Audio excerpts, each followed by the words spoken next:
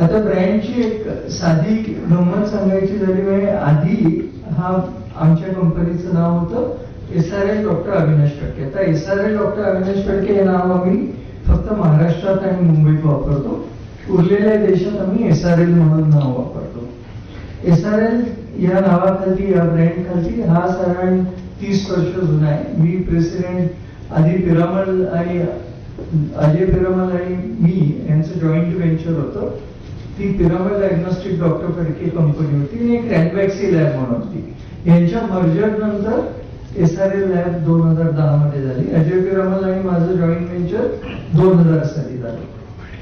त्यानंतर SRL डायग्नोस्टिकच्या जवळजवळ 450 प्रयोगशाळा होत्या आणि 8000 कर्मचारी आहेत देशभर आणि पुष्कळ बाहेर देशातही लॅबोरेटरीज आहेत. आता ह्या ब्रँडला पूर्वीचे ओनर होते मलविंदर आणि शिविंदर, जे रॅनबॅक्सी कंपनीचे ओनर होते.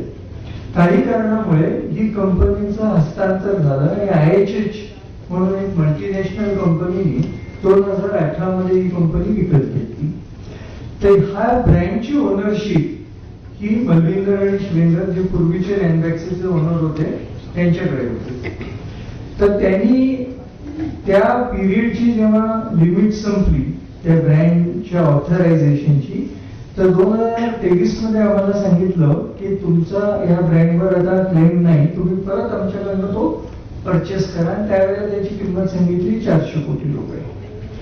तर आम्ही असा विचार केला की डॉक्टर फडके हे कॉमन नाव आहे, जरी ब्रँड बदलला तर मग आमच्या मार्केटिंग तज्ञांना असं वाटलं की आपण अनिल कपूर नाव आणि एजिलस या नावाने देशभर ब्रँड ऍक्टिव्हिटी सुरू करावी.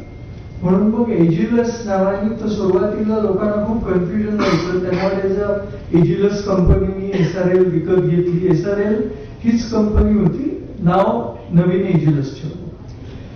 जेव्हा पुढे 2-3 वर्षात ते नाव एस्टॅब्लिश झालं आणि आधीच्या ओनर्सना कळलं की SRL ब्रँड न वापरताही यांचं काही फारसं नुकसान झालं नाही, तर त्या SRL ब्रँडची व्हॅल्यू खूप कमी आहे.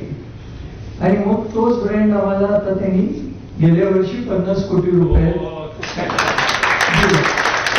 आणि म्हणून आता आम्ही दोन्ही ब्रँड वापरतो, म्हणजे एजिलस डॉक्टर फडके आणि खालती फॉर्मरली SRL असं घेऊ शकतो. म्हणजे पेशंटना कळतं ही सेम कंपनी आहे. गेले 30 वर्ष नावात बदल झाले. तर हे ब्रँडचं महत्व तुम्हाला हे सहज इन्सिडेंट आमच्या बाबतीत घडलं म्हणून सांगितलं. मनातील ब्रँड, घराघरातील ब्रँड, महाब्रँड, महाब्रँड, महाब्रँड.